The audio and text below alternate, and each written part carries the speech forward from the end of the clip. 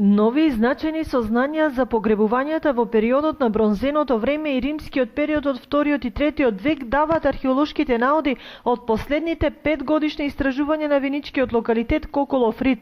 Ископувањата овој пат беа концентрирани на светилиштето од бронзеното време, вели Јулијана Иванова, археолог во музеот Теракота.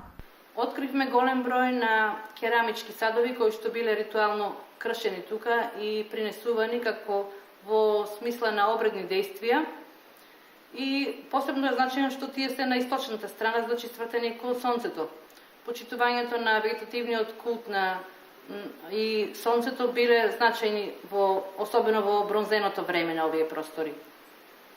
Откривме уникатни примероци на керамички садови, исто така и претходните години имавме, што воопшто до сега не се среќаваат на наша територија.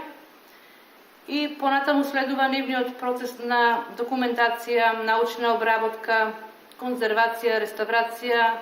Типологијата на поголемиот број на керамички садови од светилиштето укажува на аналогии најмногу со светилиштата во Пелинци и Татикев камен, село Коќено во Кумановскиот регион, и со керамиката која се среќава на поширок простор во југоисточна Србија и северозападна Бугарија. Овој значаен локалитет кој што веќе се наоѓа, има значајно место во археолошката карта на Република Македонија. Има повеќе периоди од праисторијата, од раното бронзено време, од доцното бронзено време, период на првиот милениум, односно железното време го имаме застапено тука, и имаме неколку погребувања со кремации од 2-тиот и 3-тиот век од нашата ера. Овој локалитет претходните години даде значајни сознанија за најстарата историја на територија на општина Виница.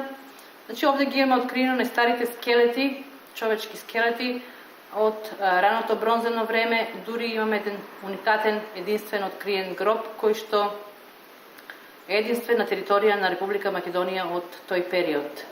Проектот Коколов рид не застанува овде. Следува процес на конзервација на откриените наоди, а ќе биде ангажиран и антрополог за комплетна анализа на материјалот.